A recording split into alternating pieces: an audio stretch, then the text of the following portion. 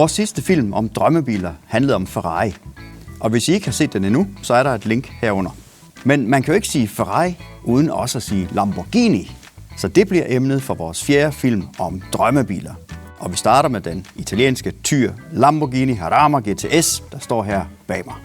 I en lang periode af 70'erne, 80'erne og 90'erne kæmpede de to mærker om titlen som den ypperste inden for den italienske superbilsverden. Indet som to biskopper om pavetitlen, indtil der steg blå røg op af udstødningsrørene.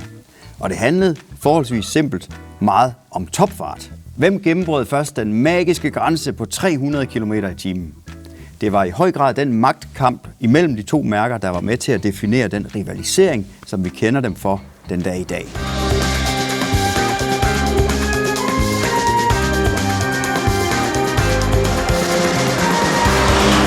Men dagens drømmebil går længere tilbage i historien, tilbage til rødderne for Lamborghini. Huracan her debuterede i 1970, og dermed er den fra en periode, hvor det var Ferruccio Lamborghini, der sad ved roret i sin egen virksomhed, og den blev grundlagt på det, der måske er en af bilhistoriens allerstørste myter.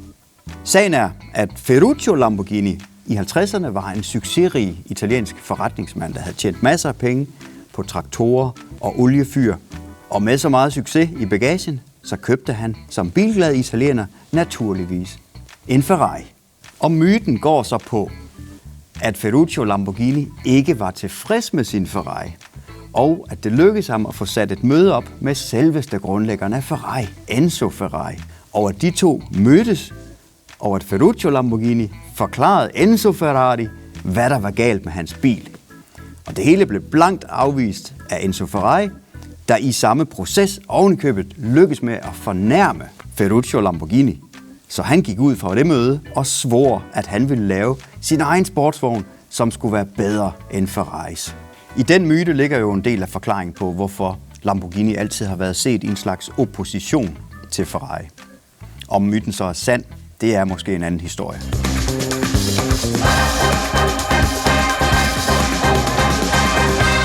Men den Ferrari, der skulle have startet den her historie, var jo ikke en supersportsvogn, blandt andet af den simple årsag, at det begreb ikke var opfundet endnu, for det var jo Lamborghini, der senere fik æren af det med Miuraen. Nej, den Ferrari, som Ferruccio Lamborghini kørte, var en 250 GT, en rejsevogn, en komfortabel GT-bil, og det var sådan en biltype, som Lamborghini skulle have svoret, at han ville bygge bare bedre end Ferraris.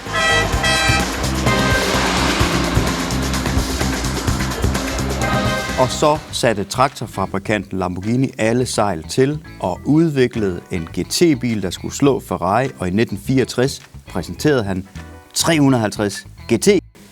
En bil med en 12-cylindret motor, fremragende præstationer, og missionen var lykkedes. Lamborghini havde slået Ferrari på deres egen hjemmebane. Blandt andet den Bizzarini-konstruerede V12-motor i 350 GT'eren var et mesterværk. Den var stærkt inspireret af racermotorer fra datiden. Og der var et lille hold af racerentusiaster på Lamborghini-fabrikken, som så potentialet i den kompakte V12-motor. Byggede mere eller mindre i deres fritid, mere eller mindre uofficielt, en ny, meget radikal sportsvogn omkring den motor. Den fik en centerplaceret motor, den var verdens hurtigste bil, og den blev kaldt den første supersportsvogn, Lamborghini Miura. Miuraen som supersportsvogn var svær at overgå, men det lykkedes med et mesterværk Lamborghini at hæve overliggeren endnu en gang, da de præsenterede Lamborghini Countach. Så spærrede verden øjnene op, for Countach var mere af det hele, mere ekstrem, mere radikal, mere futuristisk. Den var et rullende visuelt syreangreb på øjnene af bildesign. Og den definerede det Lamborghini, som vi kender i dag. Historien om Countach er så god og spændende, at den kommer vi nok tilbage til. Med den ekstreme Countach kommer man bare ikke længere væk fra det, der egentlig fik Ferruccio Lamborghini til at starte en bilfabrik. Han ville lave den perfekte Gran Turismo, den komfortable rejsevogn, den hurtige, anvendelige sportsbil til hverdagsbrug. Så i 1974 solgte han sin sidste andele af Lamborghini og skrev sig selv ud af det eventyr, som han havde startet. Og den sidste Lamborghini, som indeholder hans oprindelige vision for mærket og hans oprindelige ånd i Lamborghini, det er Jarama, der står her bag mig. Jarama blev vist første gang i 1970, og der var virksomheden stadigvæk kun 6-7 år gammel. Men det var den 5. model i Lamborghinis modelprogram. Og her er det væsentligt at bemærke, at der kun var en ud af de 5 modeller, der var en supersportsvogn, og det var jo Miuraen. Resten af bilerne i modelprogrammet var GT-biler, som var det, som Lamborghini grundlagde sit firma på. De 2 sidste af dem var vigtige i Lamborghinis historie, ikke mindst på grund af deres design. Espada og Jarama, de var nemlig moderne med stort M.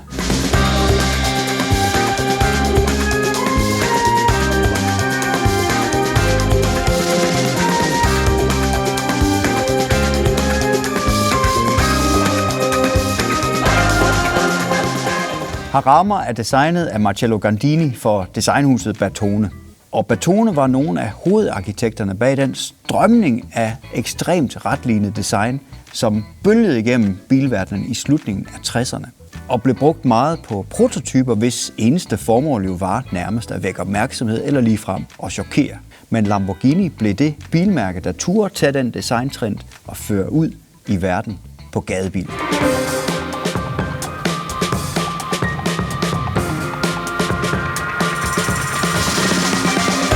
Der er 2 generationer af Jarama, der altså kom i 1970, og den første generation er der bygget 176 af. Den anden generation, det er bil, vi har her, det er S-udgaven. Dem er der kun lavet 152 af, så begge er altså virkelig sjældne biler. S er forbedret lidt, den har lidt flere hestekræfter, 365 hestekræfter. Den skulle gå 260 km på toppen, gå til 100 på 6 sekunder i 1973. Og det var altså toppræstationer, men alligevel er det som om præstationerne er lidt sekundære i en biltype som det her.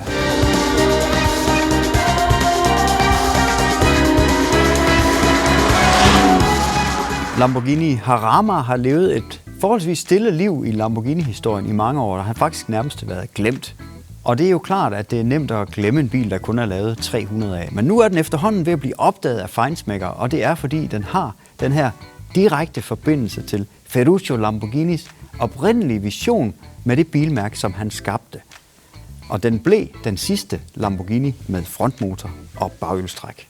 Bizzarini V12-motoren. En fast bestanddel af Lamborghinis tidlige historie, og uden tvivl en af årsagerne til, at Jaramaen også er ved at blive opdaget igen. Motoren er stort set den samme, der ligger i Miuraen, og her i GTS-udgaven med 365 hestekræfter med næsten lige så høj ydelse. En fantastisk V12-motor, der leverer varen, som kun en italiensk supersportsvognsmotor kan.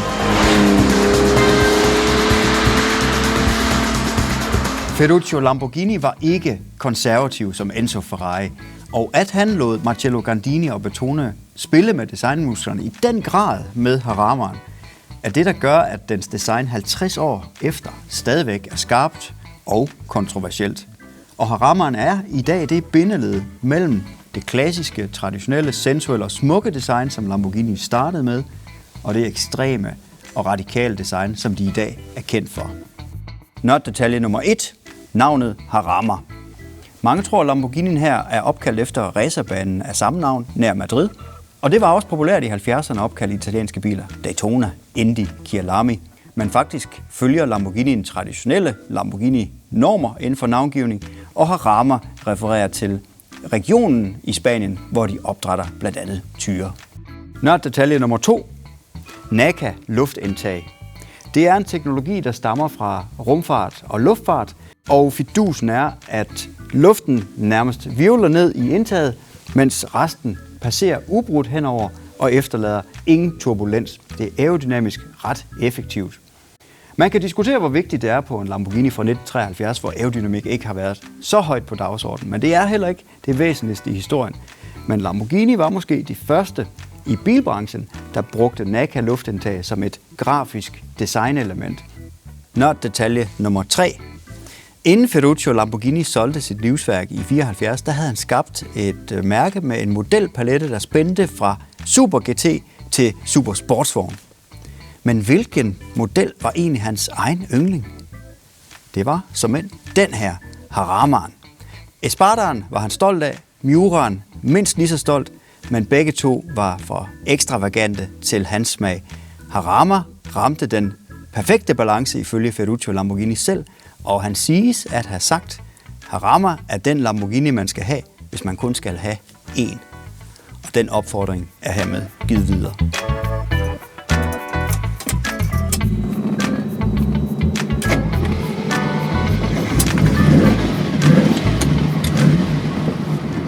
Hvor skulle man starte historien om en Lamborghini, hvis ikke lige præcis ved den del, som ifølge myten var årsag til mærkets opståen, koblingen.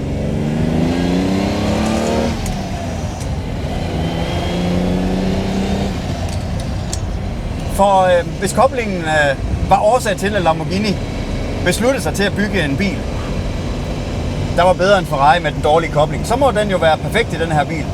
Ja, den er i hvert fald fuldstændig udramatisk. Det ry, som mange Lamborghinier har med at have en stenhård kobling, det er ikke rigtigt i den her bil. Den er tung, selvfølgelig er den det. Den skulle styre 365 hestekræfter, men den er slet ikke ligesom at træde på en haveflise, som man siger i nogle af de mere voldsomme Lamborghinier. Og det er jo ikke fordi, at bilen ikke er voldsom som sådan. 365 hestekræfter. Det var mange i 1973. Så jeg tror, man kan sige, at koblingen er en del af et mekanisk orkester, hvor hovedpladsen helt klart bliver taget af motoren. Og den her tilbagevenden til mekanik, jamen, den kommer bare af sig selv, når man kører sådan en bil her fra 1973. Og det er utroligt at tænke på, at lige præcis motoren, men den konstruktion, den er jo fra 1963. Hvordan kunne de lave den slags i 1963? 4 knastaksler, 12 cylindere, 6 karburatorer, og det er længe før, at der var noget, der hed computer. Det her, det er jo beregnet af nogle ingeniører på en regnestok, og så finder de alligevel ud af at få det her til at spille sammen som et symfoniorkester. Så kommer der altså en tunnel her, jeg er nødt til det. Sorry.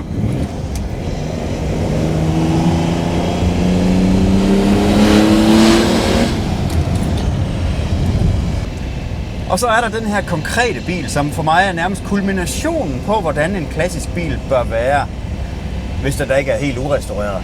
Det er den her bil ikke. Fra 1973, der hører det til sjældenhederne. Men den her bil har en fuld historie.